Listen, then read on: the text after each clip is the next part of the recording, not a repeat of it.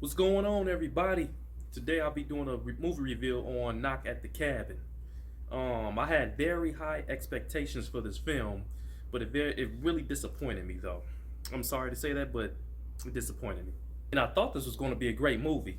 And this movie is based on the book called The Cabin at the End of the World.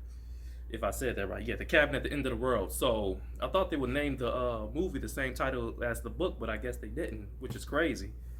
And this is like a mystery slash horror movie. It's an hour and 40 minutes.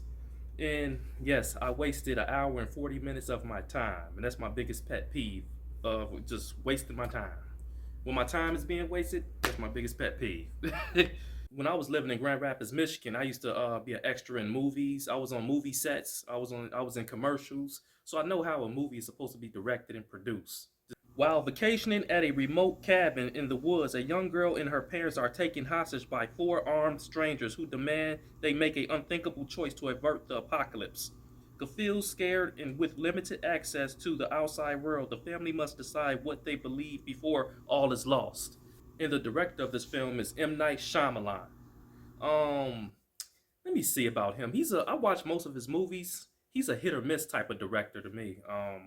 The best movie he came out with that I really enjoyed was the one that came out in 2008. It was The Happening, where Mark Wahlberg played in that film. So that was a classic. I loved it. I can watch that movie over and over. It's called The Happening.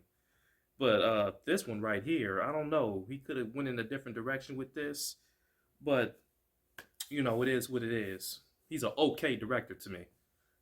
And now I'm about to go over the main cast, the most important cast members in this film. I'm not going to go over everybody, but the main important ones, which is Dave Bautista. I think he's a great actor. It's been a debate between him and The Rock, Dwayne Johnson. I think Dwayne Johnson is a better actor than he is. That's just my opinion. Um, I like I liked him in this film a little bit because it was something different than what he used to do. He's used to playing in all these action films, but this was something very different and settled. So that was pretty decent that he played a different role. And like I said, he did okay. He did okay in this film. And the next actors is Jonathan Groff and Ben Aldridge. They had a solid performance. They were the gay couple that was in the film, and they did pretty good. But I don't know, the acting was pretty good, but the storyline just took over the acting. The storyline just wasn't that great to me. But they still displayed good acting in this film. Then we got the young girl that played in this film. I think her name is Kristen Koo. I can't really critique her that much. I think she's only 8 years old. I think she's 8 years old, and I think this is her first major film she played in. So I got to give her props. She did a good, great job, and she understood the assignment that she had to do. So great job to her, and I hope she get more movie roles too. So she did a decent job. Next cast member of this film is Abby Quinn. I think she did a great job. Out of all the actors and actresses that played in this film, I think she did the best out of everybody. Her emotions for the character was very great. She made the situation believable. That's what I like about her acting. So she did a great performance. Yeah, great. She did great captivating the performance. That's what I like about it. So great job to Abby Quinn on that. I think this movie would have been very great if they made this movie like that movie called Strangers that came out in 2008. If they would have made that like that, this would have been great. Like made it more of a horror, frightening film where it keep you on the edge of your seat. Then it should have made it like the other movie called Your Next that came out in 2013. Now that was a great one. They should have made this film more intense, to get that intense feeling. And I think they should have took the apocalypse out of this film because it made the film very corny to me, especially if you're not going to title the film as the same as the book. And the director should have went in a different direction with this film and made this film more scarier, like really scary. It should have been just four strangers coming to the cabin and just trying to break in. They should have just did that instead of having an apocalypse because it just threw the movie off. Oh my God, what really pissed me off about this film, this is a rated R film, right?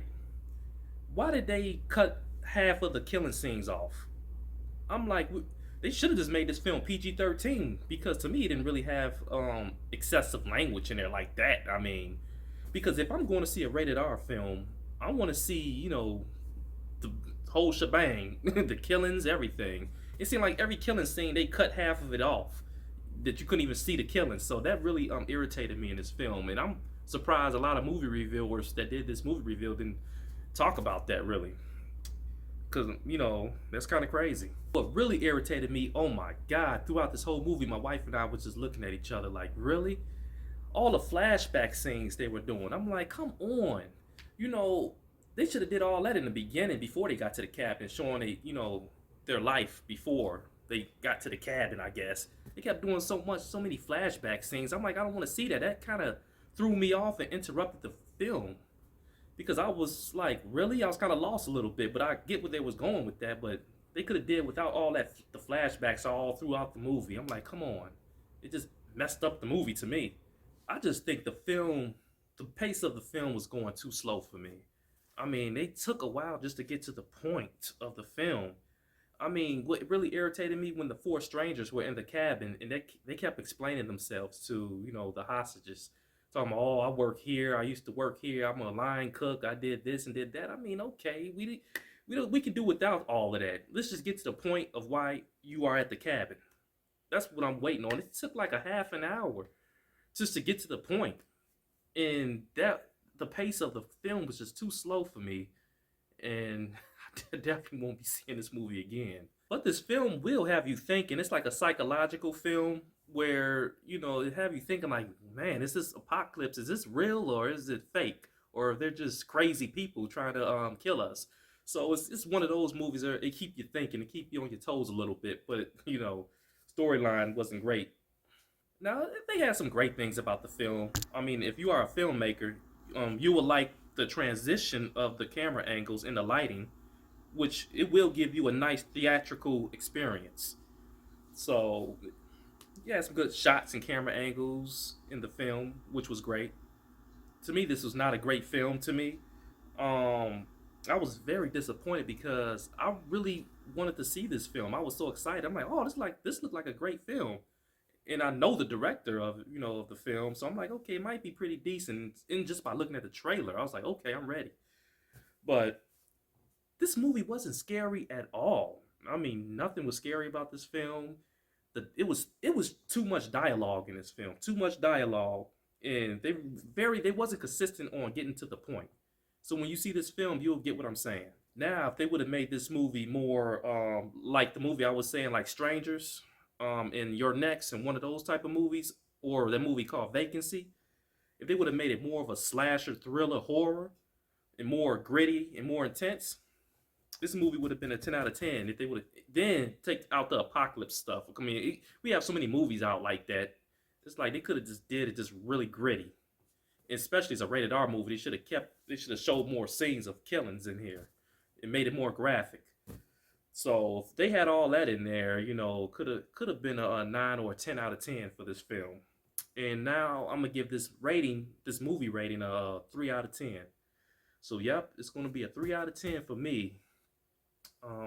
Like I said, that's just my opinion. If you go, a lot of people like the movie. It's nothing wrong with that. It's just my opinion. And the next movie reveals I'll be coming out with Ant-Man coming out. Ant-Man and the Wasp. They got the movie coming out, Cocaine Bear. I might see that one. And in March, I want to see Creed 3. So I'll be doing a review on those 3 movies, and I'll be doing reviews all through the year with movies. So just stay in tune with that. And I want everybody to subscribe to the channel. Leave some comments in the section if you want to. And I'll see you next time. All right, I'm out.